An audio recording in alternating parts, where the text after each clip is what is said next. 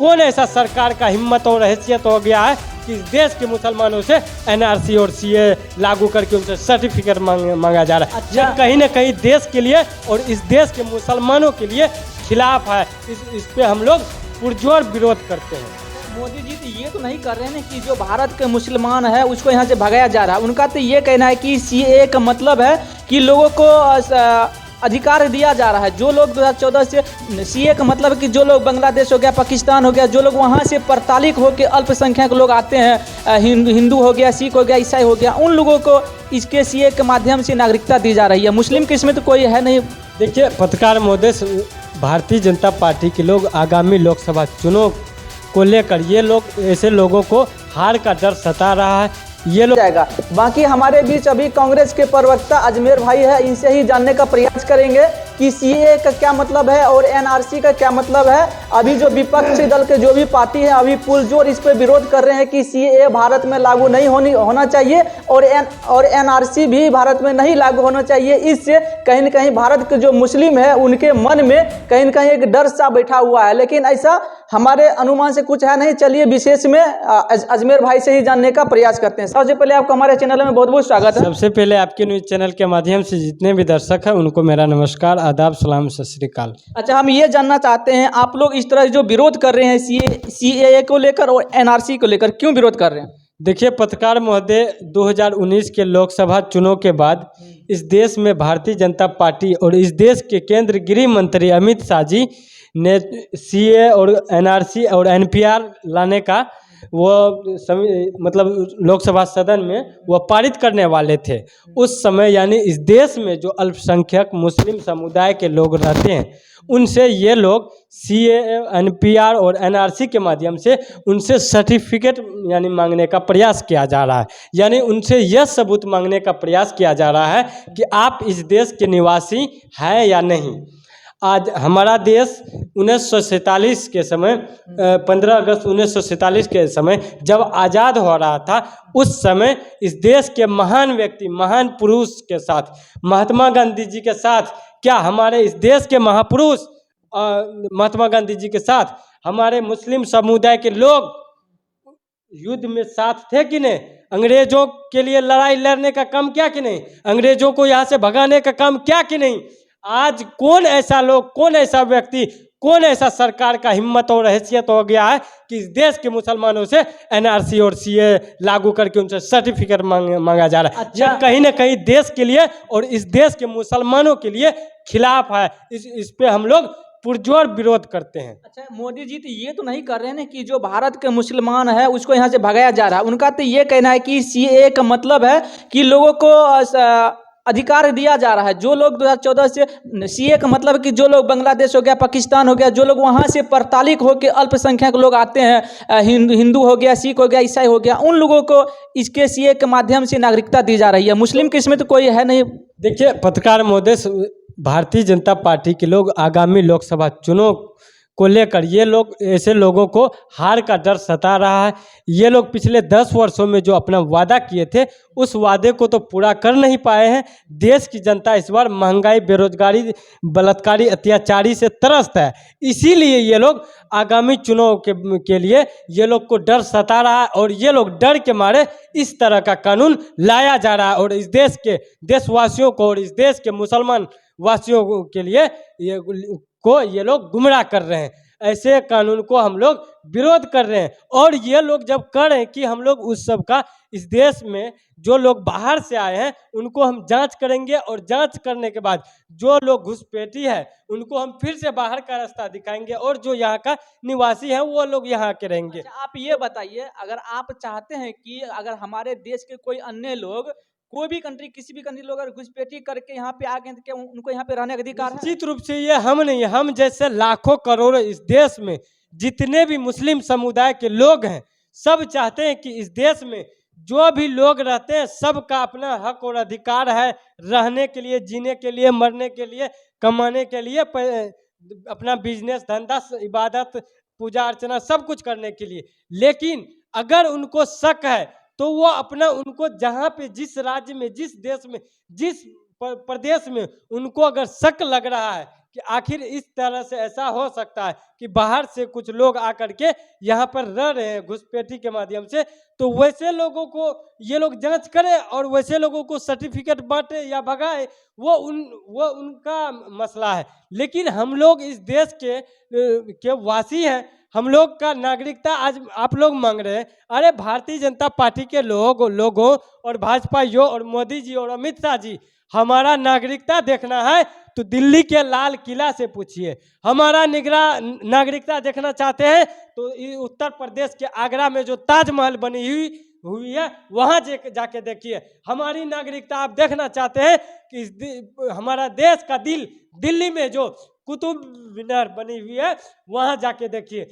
हमारा नागरिकता देखना चाहते हैं तो इस देश में जो आज लाल किला बना हुआ है वहां जाके देखिए। आप ये कहना चाहते हैं कि आपके सरकार ने, कांग्रेस सरकार ने ये सारे धरोहर बनाया है क्या? देखिए, हमारे पार्टी के जो भी लोग ने उस समय अपने कार्यकाल में और अपने शासन में जो भी कानून लाए और बनाए, उस पे देशवासियों के लिए कैसे फायदा हो सके, कैसे विकास हो सके, कैसे हमारा देश आगे बढ़ सके, इस पर काम करने का काम किया है।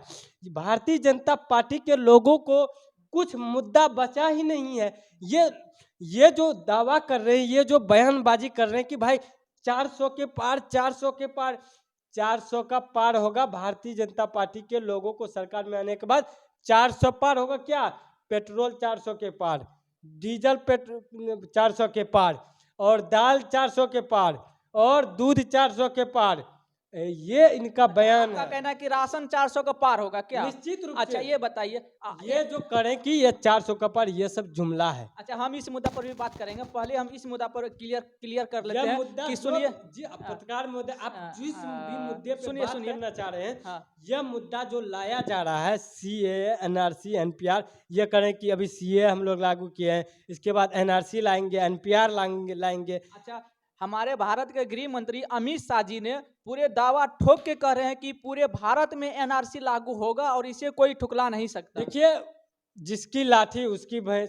लेकिन वो अगर लागू करते हैं तो हम लोग और इस देश के जितने भी देशवासी जो इस देश से मोहब्बत करते हैं, जो देश से प्यार करते हैं, जो इस देश के संविधान, लोकतंत्र, कानून को मानते हैं, जो तिरंगे से प्यार करते हैं, जो इस देश के सभी जाति, धर्म, वर्ग के लोगों को बराबर का सम्मान मानते हैं, वे लोग इसका विरोध करेंगे। और आने वाले समय में ऐसे ही लोगों से पूछा जाएगा कि आप लोग बताइए कि इस देश के निवासी है कि नहीं है। आप लोग गुजरात से आए कि विदेश से आए, आप लोग सर्टिफिकेट दीजिए। हम लोग का सर्टिफिकेट मरते भी इस देश के लिए और जीते भी हैं इस देश के लिए। जैसे अभी आपने कहे मरते भी हैं इस देश के लिए और जीते भी हैं इस देश के लिए, तो क्या आप इस बात से काहे मुकर रहे हैं? जब NRC लागू हो रहा है, NRC सुनिए एक मिनट पहले, NRC का मतलब है कि जो लोग 2014 से पहले घुसपैठी के रूप में भारत में आए थे, उन लोगों को जो है सो नागरिकता से हटाया जाएगा। बाकी जो भारत के मुस्लिम है उसको इससे कोई तो खतरा है नहीं। 2019 के लोकसभा चुनाव जीतने के बाद बीजेपी के लोग सदन में चर्चा किए इसका, ये बोले कि हम लोग NRC NPR लाएंगे पूरे देश में। पूरे कांग्रेस पार्टी, पूरे जितने भी विपक्षी दल है, पूरा देश में सड़क से लेकर संसद तक आंदोलन हुआ, धरना हुआ, प्रदर्शन हुआ, भारत बंद हुआ, बिहार बंद हुआ, अलग अलग जिला कार्यालय, मुख्यालय में, पार्टी के मुख्यालय में इसका पुरजोर विरोध हुआ। तो 4 साल ये लोग कहाँ गायब थे? अभी से 4 साल पहले जो ये लोग सदन में चर्चा कर रहे थे, तो आज जब चुनाव हो रहा है, आज जब ऐसे लोगों को डर सता रहा है, ऐसे लोगों को आज जब बेरोजगारी, महंगाई से अलग होके जब कोई मुद्दा ही नहीं बच रहा है, तो आज ये लोग जाति, धर्म, हिंदू, मुस्लिम, NRC, CAA, NPR, तरह तरह के ये लोग मुद्दा ला रहे हैं। भाई, कहाँ से आप लोग ऐसे राजनीति करते? कहाँ से आप ये भी बताइए, जब CAA लागू होने से पहले आपने देखे थे कि दिल्ली में किस तरह से पुरजोर विरोध हुआ था, लेकिन लागू हुआ ना। पूरे देश में इसका विरोध हुआ और हम लोग भी इसका पुरजोर विरोध करेंगे और इस देश में लागू नहीं होने देंगे। क्या नहीं लागू होने देंगे? CAA, NRC, तो लागू जाति, यह हमारा देश में, भारत देश में, लोकतांत्रिक संवैधानिक देश में जो भी काला कानून बीजेपी के लोग लाएगा, उनको हम लोग सड़क से लेकर सदन तक लड़ाई लड़ेंगे और इसका हम लोग पुरजोर विरोध करेंगे। आज ये लोग अगर लागू कर दिया है तो ये कहीं ना कहीं इस देश के मुसलमानों को गुमराह किया जा रहा है और यह देश के लिए काला कानून है। अच्छा, आप कह रहे हैं मुसलमानों को गुमराह किया जा रहा है, लेकिन सीएए में और एनआरसी में ऐसा कुछ तो प्रावधान है ही नहीं जो मुस्लिम को इससे बलाया जाए, फुसलाया जाए, ठुकराया जाए। उनको मुस्लिम जो भारत के जो मुस्लिम है उनको समान अधिकार तो मिल ही रहा है। फिर ऐसे लोगों को चुनाव के समय ही क्यों याद आता है एनआरसी, एनआरपीआर, सीए लागू करने के लिए? चुनाव से पहले ये लोग कहाँ गायब हो गए थे? चुनाव से पहले यहाँ ये लोग कहाँ कान में तेल लगे सोए हुए थे? चुनाव से पहले ये लोग कहाँ सोए हुए थे? ऐसे लोगों को शर्म नहीं आती है? आज जब चुनाव सामने आया है तो इस देश के मुसलमानों से सर्टिफिकेट मांगा जा रहा है। ऐसे लोगों को अमित शाह जी ने तो पहले ही ऐलान कर दिया था, ऐलान किया था। एक मिनट, अमित शाह जी ने पहले ही ऐलान किए थे कि हम इलेक्शन से पहले सीए लागू करेंगे।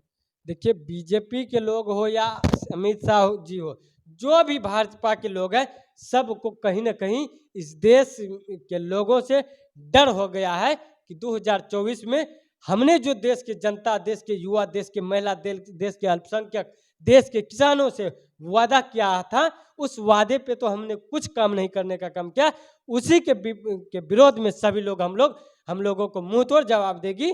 इसीलिए ये लोग डर के मारे ऐसे काले कानून लाने का कोशिश कर रहे हैं। क्या लगता है आपका विरोध करने से ये कानून रुक जाएगा?